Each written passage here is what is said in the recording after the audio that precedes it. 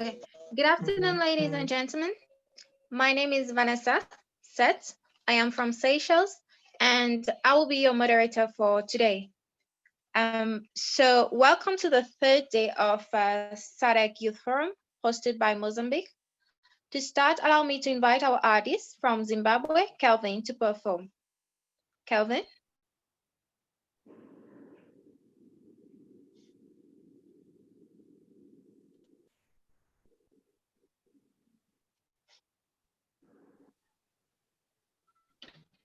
Hello, everyone. Confirm you can hear me. Hello, Vanessa. Confirm I'm audible. Yes, you can start. I can hear Kelvin. You can hear me. Yes. Oh, thank you. Thank you. Yes, I'm going to. My name is Kelvin from Zimbabwe. So I play the Zimbabwe traditional instruments, the mbira here and the marimba. So I'm going to be sharing with you the Zimbabwean music. And the song that I'm going to play now is called Vadzimu Vangu. It's a song that will be asking the ancestors when the answer is going to come. So it's another issue that has been debated, with the coming of Christianity and our religion as Africans have been diluted, but still we believe there is light at the end of the tunnel. So I'm going to play this song, and to help me, I've got my family here who are going to be helping me. I've got my daughter on the shakers and my wife on the vocals and my other young man on the drum. You come and join us.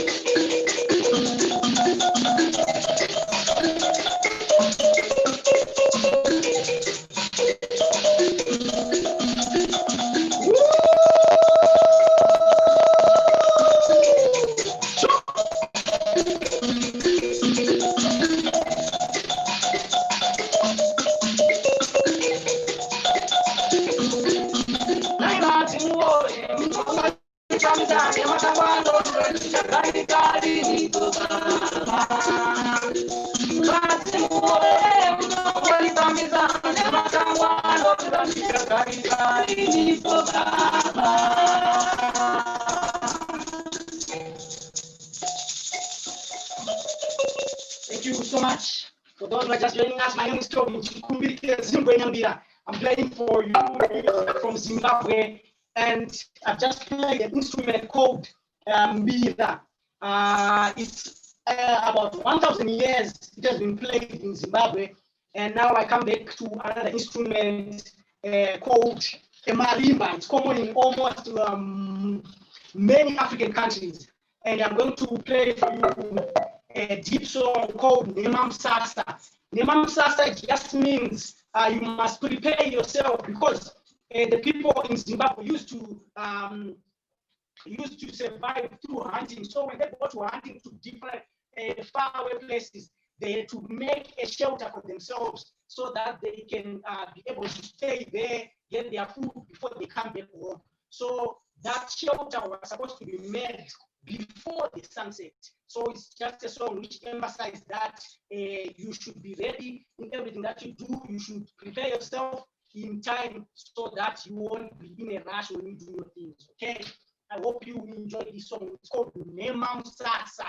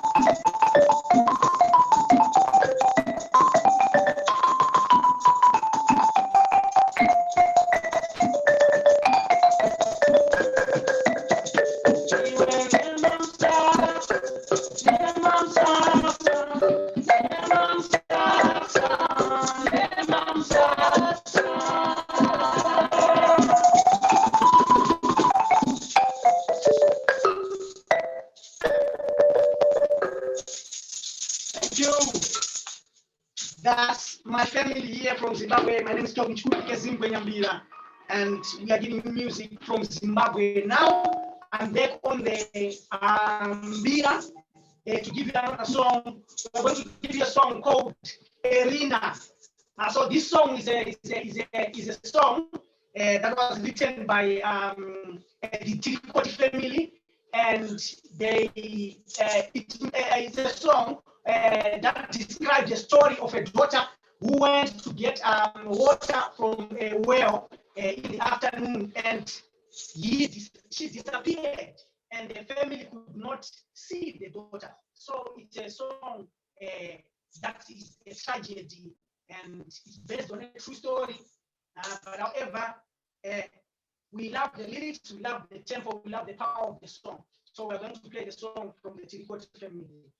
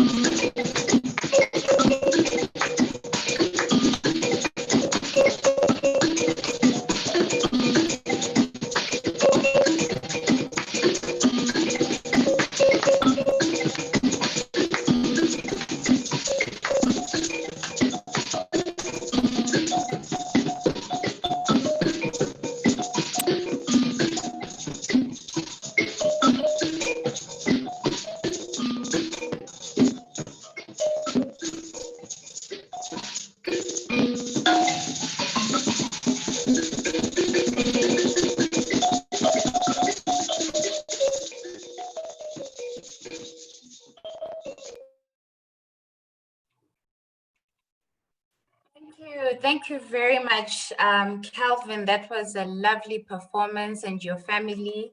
I can see the children were dancing there. Thank you very much. That was quite heartwarming. You won't hear the applause, but please pass the congratulations to the entire family. going to move on now to the Pan-Africanism session. We do see that people are still coming through. We will begin for the interest of time. A very warm greeting to all of you, wherever you're joining us from today. Dumelang, Sanwanani, Ola Dodoj. It gives us great pleasure to welcome you to day 3 of the SADC Youth Summit. COVID-19 may have stopped many things and changed life as we know it, but we are so glad that we have been able to successfully use technology to convene and have really fruitful discussions over the past 3 days. My name is Giratulo Mohotsi. I'm speaking to you today from Botswana, but I am representing the African Center for Philanthropy at the University of the Witwatersrand in Johannesburg. The opening session today is on Pan-Africanism and heritage. We can never succeed to materialize any of what we have discussed over the past few days if we don't acknowledge who we are as people. We have brought you 3 amazing speakers from various parts of the region to unpack what African heritage means, and most importantly, what you need to think about and what you as the youth need to do to shape our future, promote Pan-Africanism, and embrace our heritage. I just want to read a line from Dr. Nkosazana Dlamini Zuma. She wrote a letter to Kwame Nkrumah back when she was the AU chair. She wrote the letter as if it's in the future, and she was writing back to Kwame, who most of you know was the founding father of the African Union and was the biggest Pan-Africanist of all times. So she wrote to him and she says, "We are a youthful continent at the start of the 21st century. As our youth bulge grew, young women and men became more active, more creative, impatient and assertive, often telling us, the old folk, that they are the future and that they form the largest part of the electorates in all our countries. And this is the key driver of unity." So these words promote unity. These words she wrote as if we are writing to Kwame in the future, but only we can materialize that now by the actions that we do today. So I'm going to begin the session with our 3 speakers. We have Dr. Mwai Lusaka. He's from Malawi. He's an expert on African heritage and historical issues, so he's going to be educating you about that. We also have Dikeledi Seleka. She is the founder and director of a community-based organization in South Africa called Sisters Empowerment Circle. We also have Dr. Nkosana Moyo. He is the founder of the Mandela Institute of Development Studies. He's the former vice president of the African Development Bank, and he also served as the Minister of Industry and International Trade in Zimbabwe. He was a presidential candidate in 2018. We're very honored to have all these speakers today. And first up is going to be Dikeledi.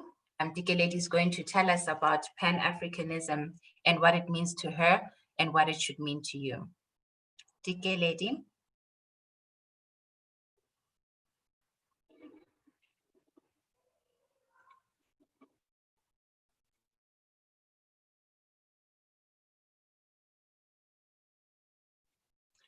Dikeledi, just unmute. We don't hear you. We can see the screen.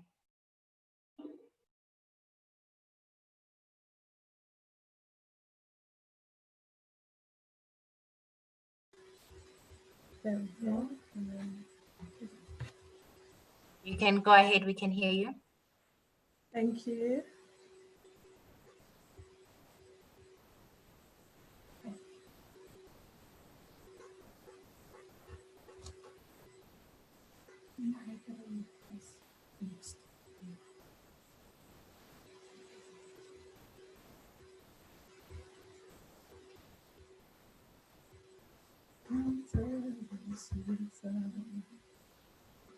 I thought it was important to be myself, even on such platforms, given the topic that we are discussing today.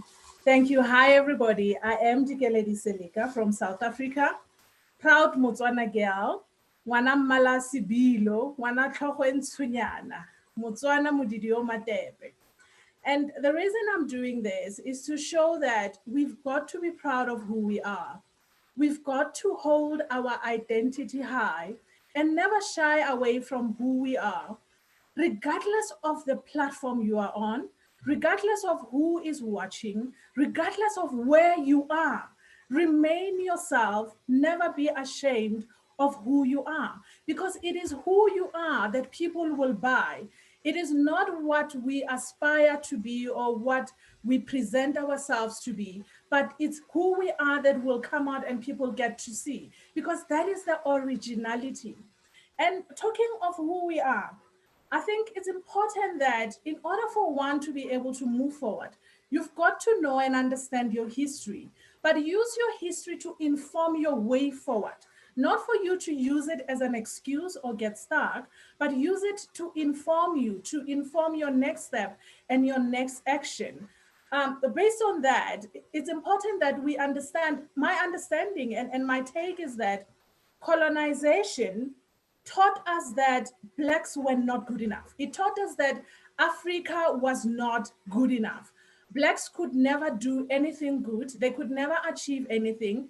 Anything Black was not right. So they taught us to doubt ourselves. They taught us to never trust anything Black or by Black people. And because of that, that is the reason why we would feel the need to copy and paste. Because why else would we feel the need to ape the West, to copy the West? My challenge with that is that we copy and paste. We don't go to the Western world, learn what they are doing, because it is important, don't get me wrong. It's important to travel to those countries. It's important to remain innovative. It's important to keep yourself informed so that you are relevant, because we understand that we do not live in a world as silo as Africa or as South Africa or as Botswana or Angola, but we live in one big village. And in order for us, in order for the systems to work in silo and connect, we've got to understand and know what the first worlds are doing, where they are. But that should be used. We should go to their countries to learn and come back and inform our way forward based on our current.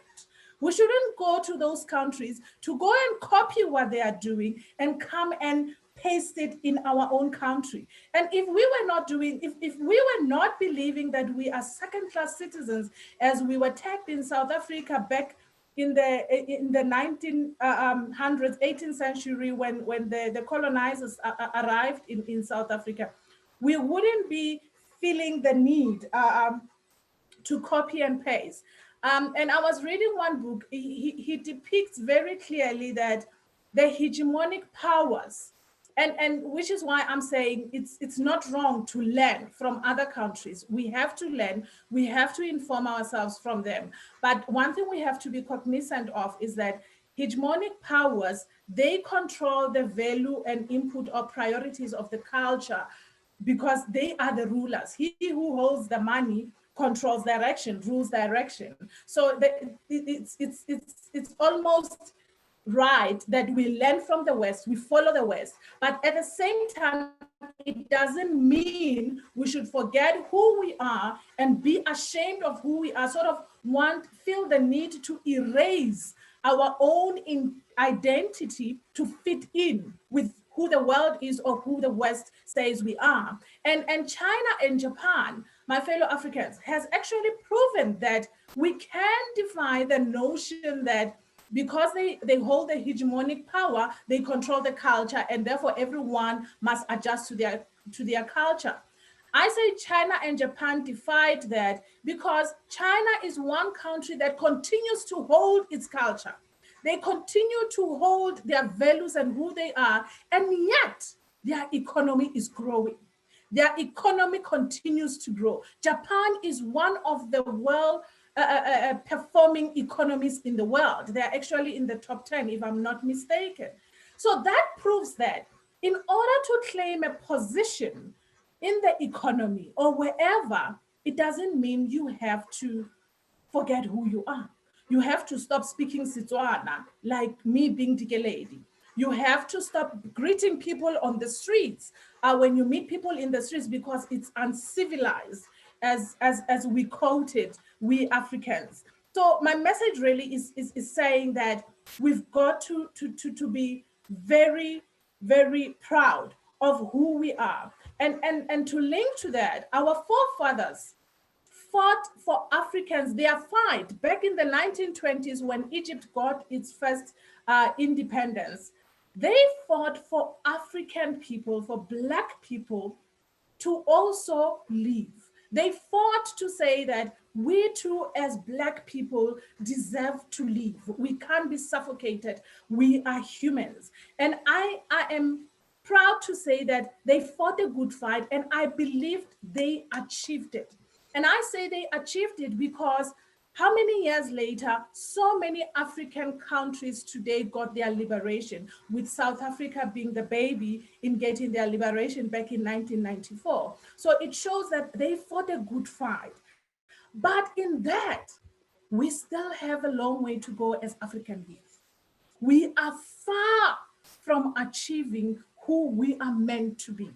And I am of the belief that in order for us to achieve better economy, in order for us to achieve better and effective leadership, we've got to start with presenting and achieving ourselves and accepting our identity and loving our identity. That was why I played the song, to say that you've got to be intentional. I played the song and I thought of, oh, maybe not on this platform, not this audience, but then I thought, but this is me. This is me. This is what I do where I go. Why should I be ashamed of who I am? I've got to hold that identity and hold it high and be proud of who we are. And that is what I want to share with our youth today, that you've got to be proud of who you are. We've got to get to a point where we divorce ourselves from the sad cultural history that we come from. The cultural history that taught us that Blacks are not good enough. The cultural history that taught us that our languages were not civilized. The cultural history that taught us that we could not achieve anything. The history that continues to teach us that we are laborers and not leaders. And I believe that this is still the case to this day, because if this was not the case today, take a good look at our leadership in Africa. Africa as a whole, not just us, Southern Africa region, but Africa as a whole. Which of the African countries is doing well economically, is doing well in governance? Our leadership is in decrease as Africa. And I want to, in my opinion, I link this to the culture that was rooted and instilled in us that we are not good enough. We cannot do anything better. We cannot hold anything. We are not better to do. We believed that. I say we believed that to this day, because look at the simplest and closest example today, COVID-19, the pandemic that we are facing as the world. Look at what is happening in Africa, how we are handling COVID-19. We've got to divorce ourselves from the culture of poor leadership that we have consented to for all these years. It has become a norm. We have become to accept that Africa cannot perform any better anyway. Ever since we have gained independence, like I said, Egypt in 1920, Botswana in 1966, Angola in 1975, and so many of us, Lesotho, I think, were in 1960, South Africa in 1994. None of us can with pride hold up and say, as African leaders, this is where we are. I do understand that when we took over, there was a lot to do. But even at that, we are still on a decline. Our leadership, our identities are on a decline, and I believe it's because we have lost direction in terms of who we are. We have given up our identity and copied the West and copied those that we believe that they are trending as the new ones that we use today as youth. My message that I want to leave with you guys as youth, as African youth, as women, young women and girls, is to say, the people who fought for liberation back in the 18th century, they started fighting when they were youth. They didn't wait to be 50 years old before they started fighting. But it was in their youth they stood up and believed that they could do better, they deserved better, and they went and fought. My recommendation is that as youth, you've got a fight to fight, but your fight is different from the fight that our forefathers fought. Your fight today is to fight to prove that we are not who they say we are. We are not what we have been idolized to be, that we have believed that we are in our actions, in our looting, in our corruptions, in our way that you take away from the monies that were meant for the poor people, the monies that were meant to take people from the shacks, the monies that were meant to take people, to give our children education. We've got to divest from that. And your fight is to say, I am not. That is not my culture. That is not who I am as a Black person. I am a leader and not a laborer. My recommendation is you've got to be unapologetic of who you are, of your identity. You've got to be intentional in your approach, and you must be a responsible patron. You must take responsibility, and we must understand, especially South Africa, we must understand that democracy, freedom does not mean free.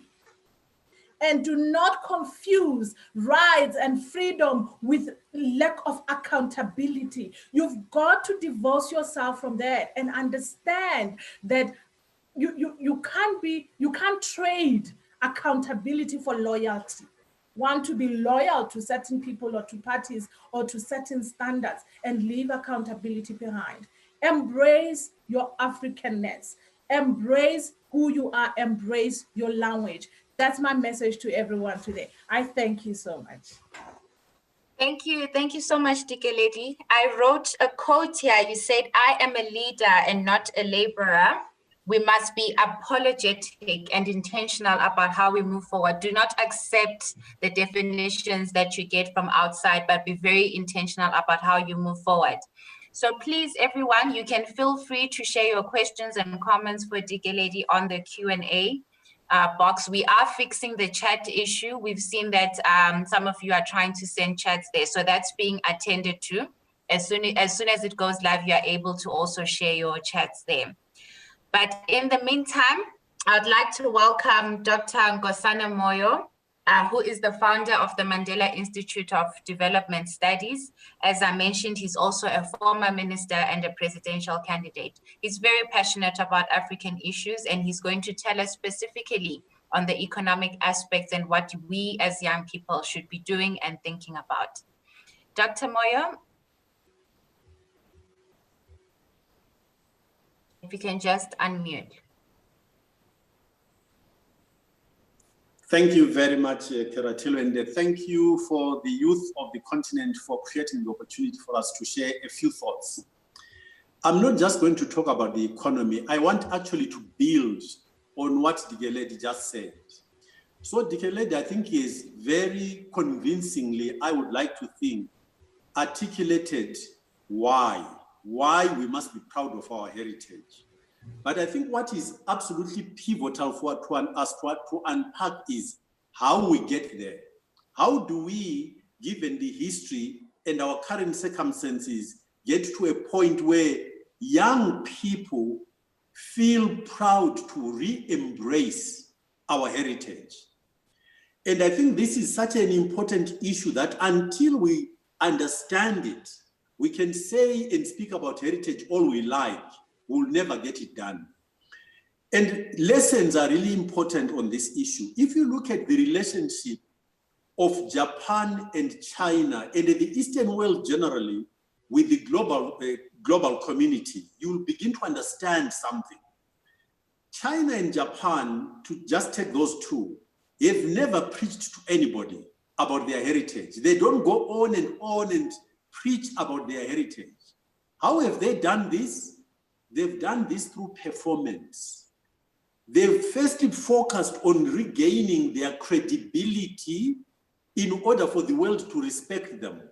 But more importantly, in order for young people to feel proud of the achievements of their nations. Once you feel proud of your nation, it's much easier to re-embrace who you are, no matter what anybody else says. But for as long as your performance makes you feel doubtful about your abilities as an individual and as a community, then the re-embracing of your heritage becomes much more difficult. So I often put it very provocatively this way. The current leadership of the continent are actually colonizing young people of the continent more effectively than a white man ever did. Do you know why? Because when young people want to get a first-class education, they run to white-run institutions because that's where the education is. Because what we ourselves manage, we run it into the ground.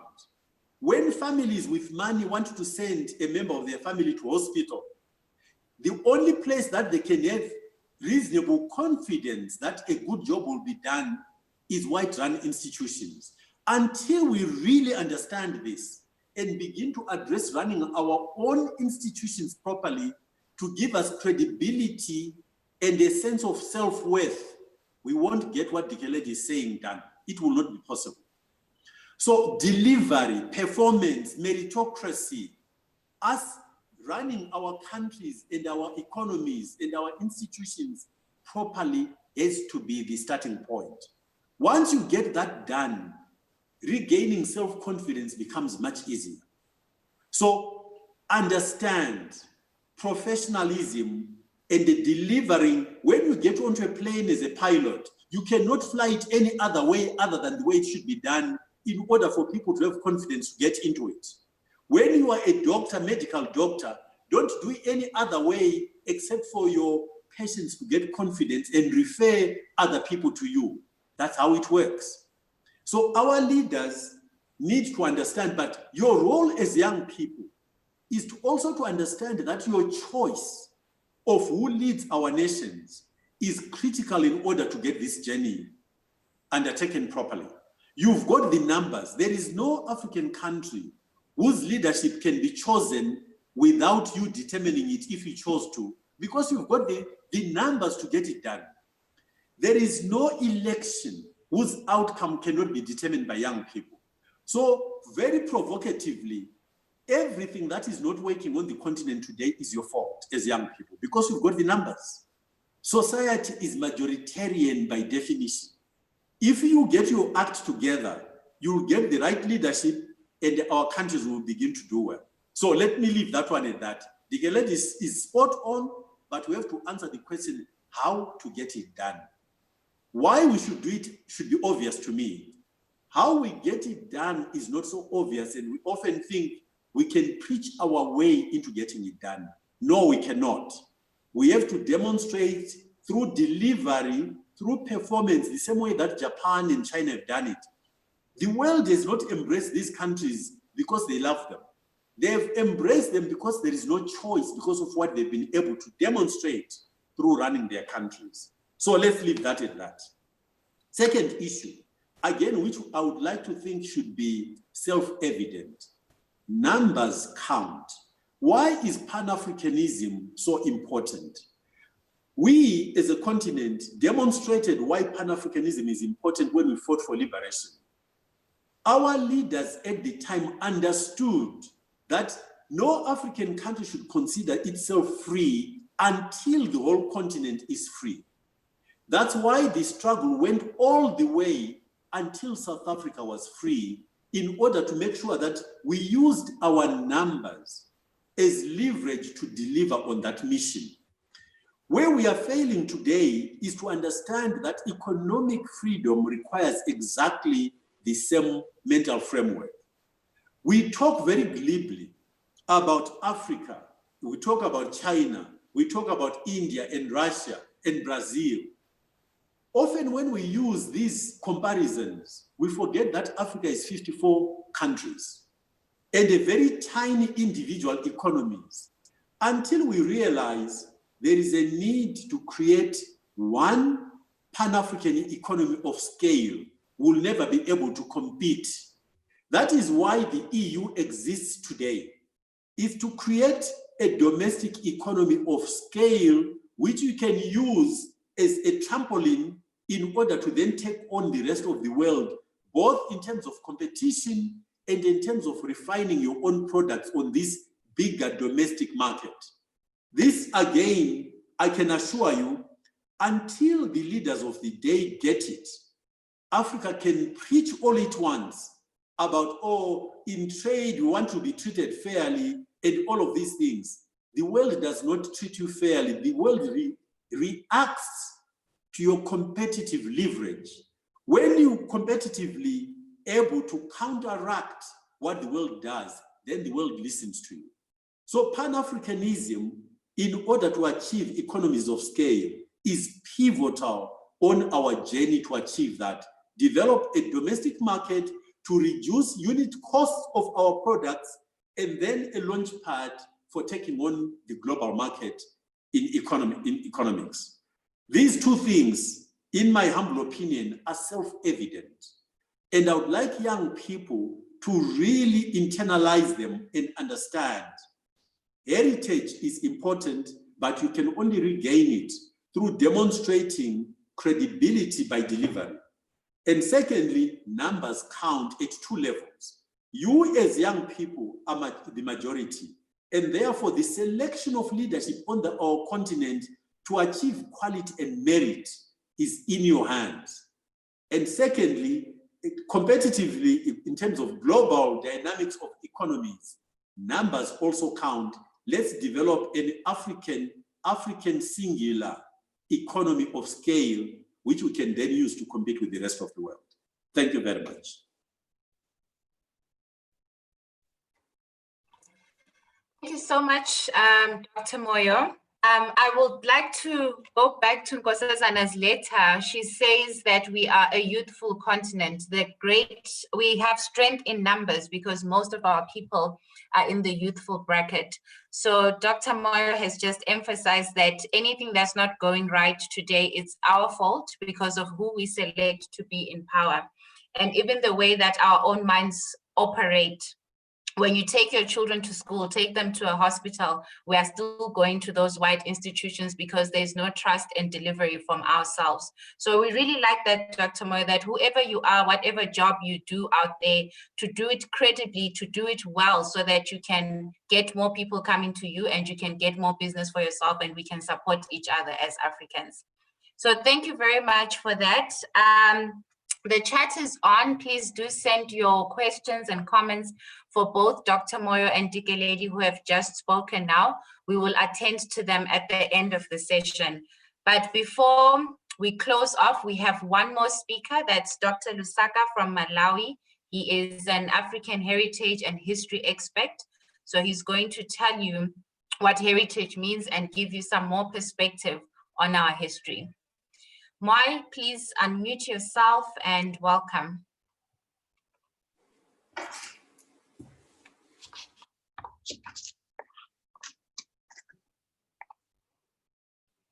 Mwai, just unmute.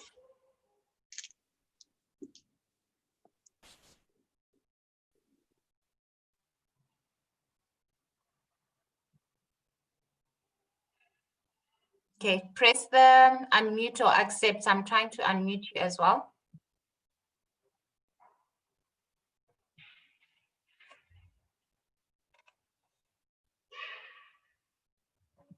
Okay, whilst we're getting Mwai, as I said, please ensure to use the Q&A function and also the chat function. For questions, it will be very easy for me if you let me know who the question is directed to. So put the name and then we'll fill the questions at the end of this. Mwai, are you here now?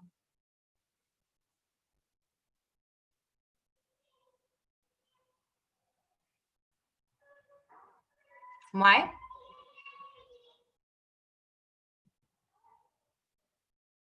Say something. I can see you've unmuted, so say something.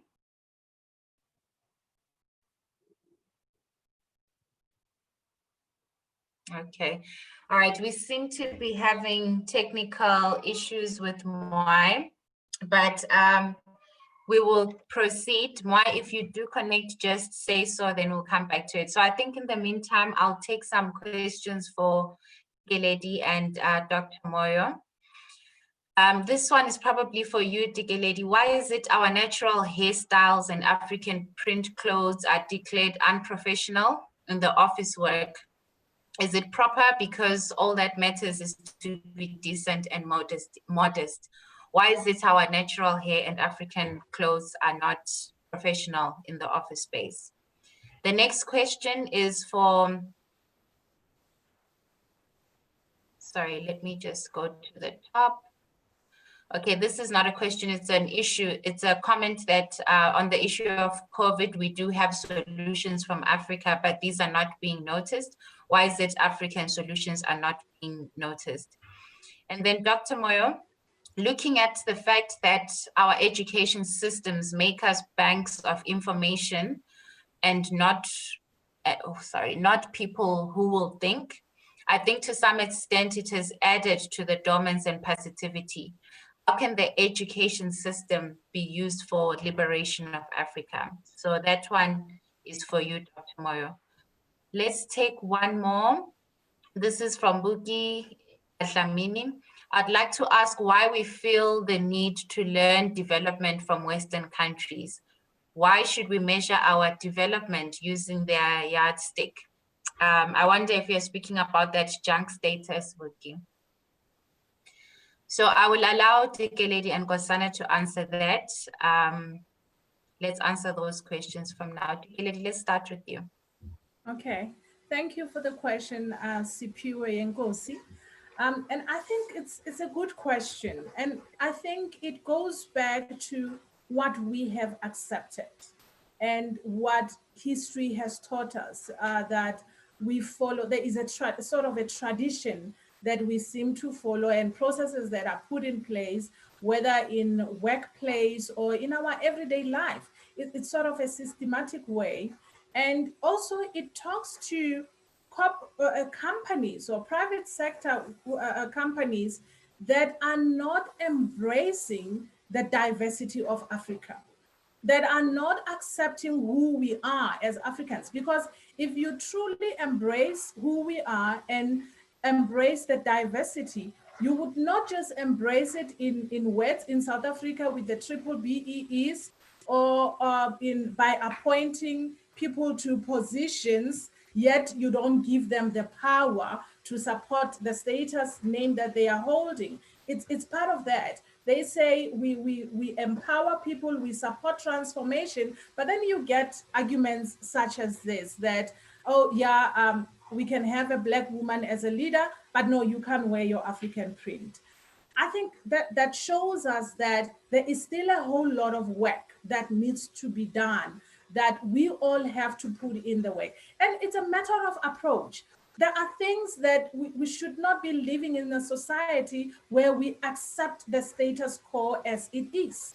We've got to approach, we've got to ask, and we've got to correct. I always say in my coaching, I'm also a business performance coach, and I always say processes and systems are there to guide us, but not for us to hide behind them so that we don't perform. And you say, oh no, but process say this, so I can't help. No, process is guiding you of what is accepted and not what is not, but it is your duty to also challenge processes, because after all, they were put in by a human being.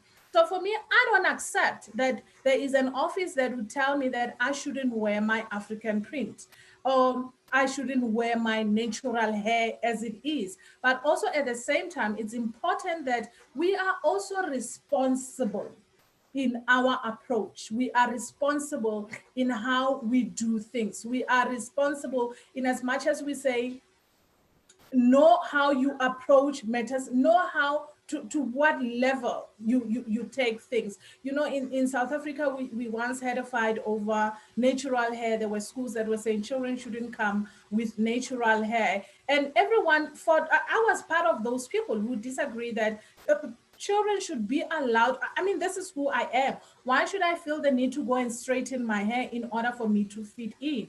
It shouldn't be like that, but it's part of diversifying and transformation. But at the same time, it's for us also to be responsible. And why I say responsible is that I can't go and plait in, there is afros today that you can buy from China.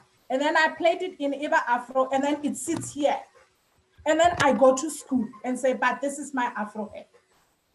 We've got to be responsible in our actions, in what we are doing. I totally disagree with this, but you've got to be responsible and approach and make sure that people understand and embrace diversity. Thank you, Sipe Weyenkosi. I'm sorry if I'm pronouncing your name wrong. Thank you, thank you. Mai, are you back? Mai Lusaka, are you back? Still not able to talk? Okay, no problem. Dr. Moyo, please respond to your question. I just saw another one which is related. It was about how to use our education systems. And then we also have Dakwashe saying, Dr. Moyo, appreciating the fact that numbers count, how can we make the youth aware of their competitive advantage outside of political affiliation? So if you can answer the education one and this making youth aware of their competitive advantage. Yeah, there are quite a few questions. I've been actually scrolling through to see. So let me try and answer them. So a comment I would like to make right up front is that young people don't seem to understand contestation. Young people have been, I'm sorry I might get offensive to some people, but that's not the intention. Our societies and the young people within that have been churchified to an extent which is very unproductive. You think that in contestation you can preach to your contestants to let you win. That seems to be a funny kind of thought process. Often you hear people saying, oh, we want a table, we should be given a seat at the table. You are not going to be given a seat at the table.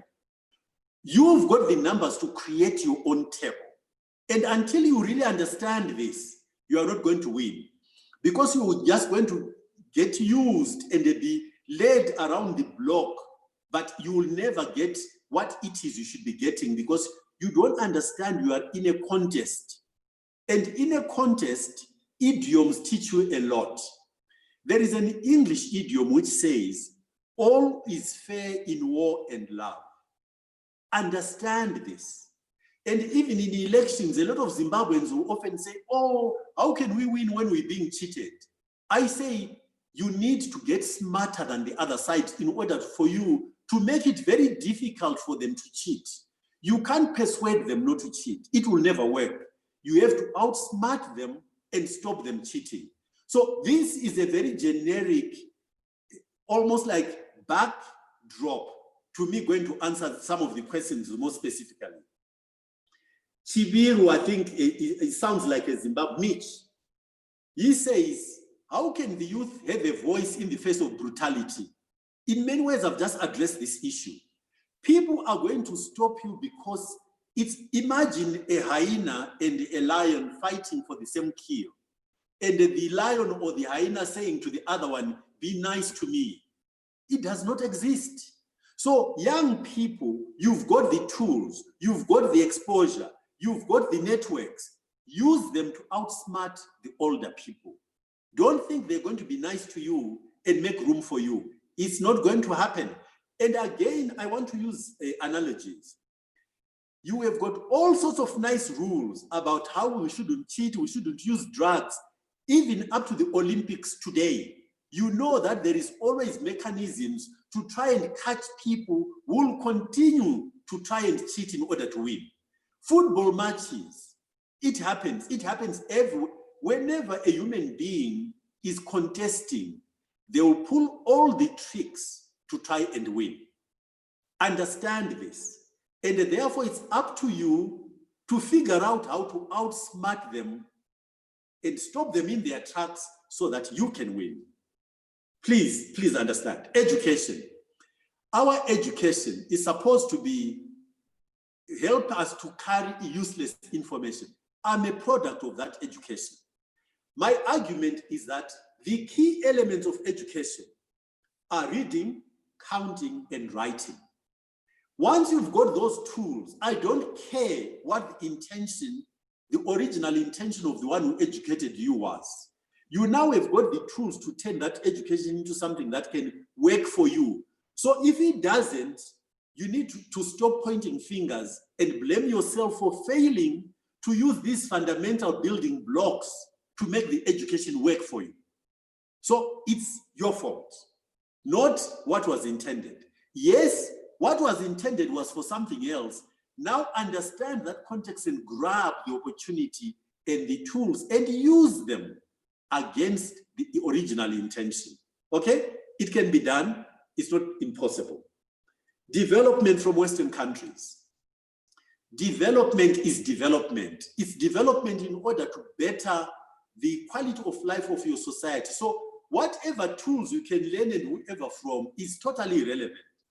Here's examples.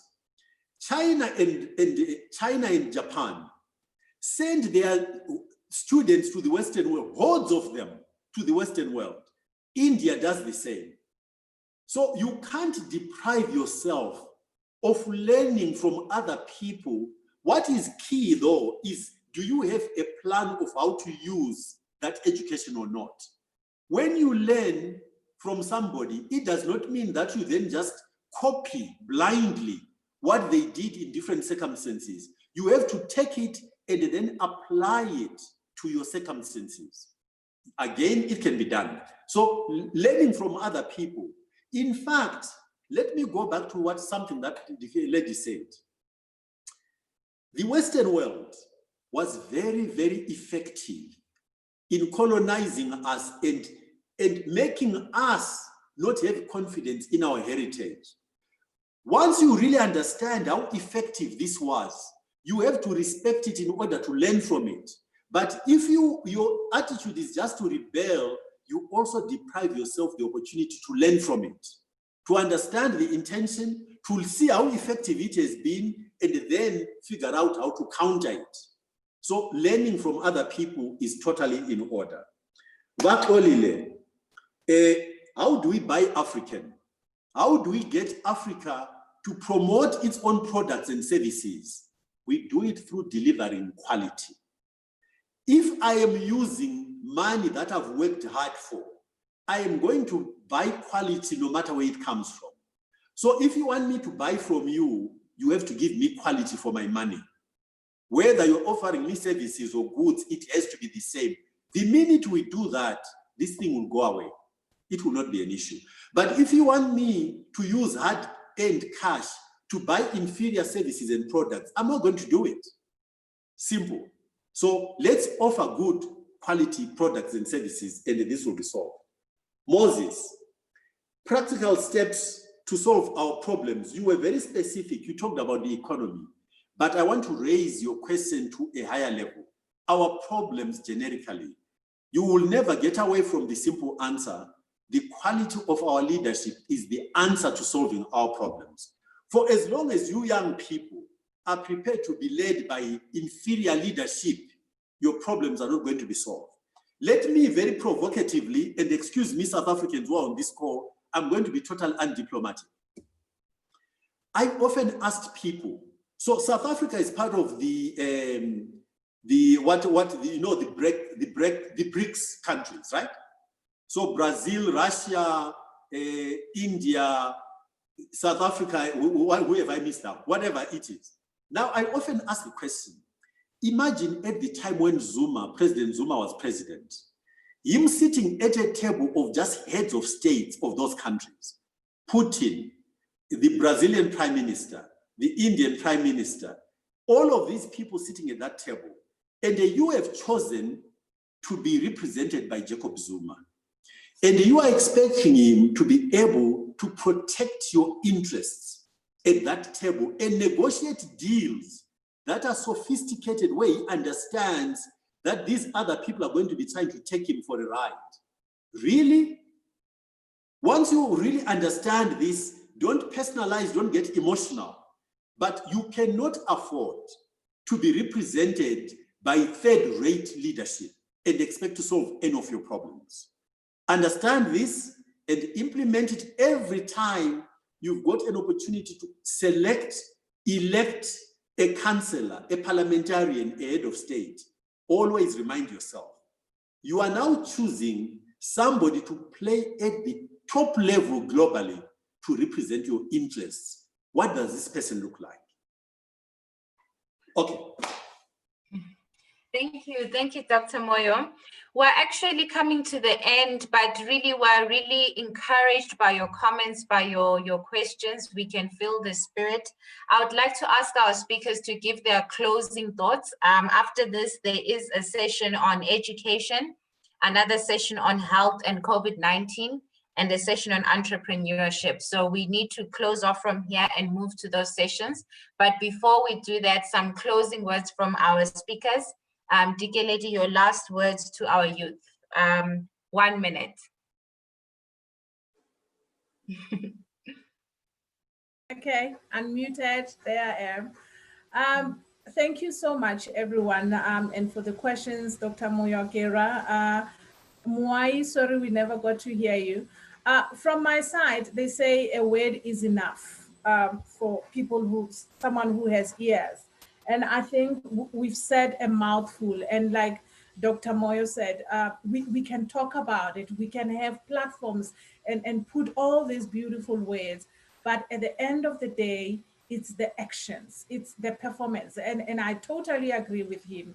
And which is why I said, I named my topic Rebranding Africa, because it's not about our desires and what we want, but it's about the actual work that we are putting in practically, which is why I said we have to be intentional. And by intentional, it really means that whatever that you do, you should have that objective in mind. Your efforts must really be pointed towards what you want to achieve. And it starts with you putting in the work, with you holding them accountable, not voting for someone because he's your friend or a neighbor or because they so. No, be accountable, be responsible with this, because you are holding the future in your hands. And when you also get a position, I always say we are also enablers, because we own companies, we go to government, get tenders, and we go behind the doors and give them those gentleman handshake, like they call them. We are also enablers. So for it to change, we've got to also check ourselves, hold the mirror up and do some self-reflection. Who am I? What do I stand for? What do I want? And be real in that and follow that. So be a responsible patron. I don't think there's any other way to put it. Be a responsible patron and take that responsibility and run with it. Thank you, Dikeledi. Dr. Moyo, your closing comments in 1 minute, please. Yes, I probably don't need a minute, but here it is. I just want young people to really understand. You've got the creation of your future in your hands because you've got the numbers. But understand, every facet of life is a contestation. You have to be smart. You have to figure out how to outsmart all of the other contestants. That's how life works, and there are no exceptions. That is why today, the US appears to be fighting with Europe, with Russia, with China, but because of the numbers of those geographies, there is still an engagement because the US cannot afford to walk away. So when you African youths understand this and begin to work as a collective, using the tools you have in ICT, in your networks and the education, there is no way you cannot outsmart the older generation, and understand that you need to create the Africa that is going to work for you, your children, and your grandchildren. Don't ask for a seat at the table, create the table. Thank you very much.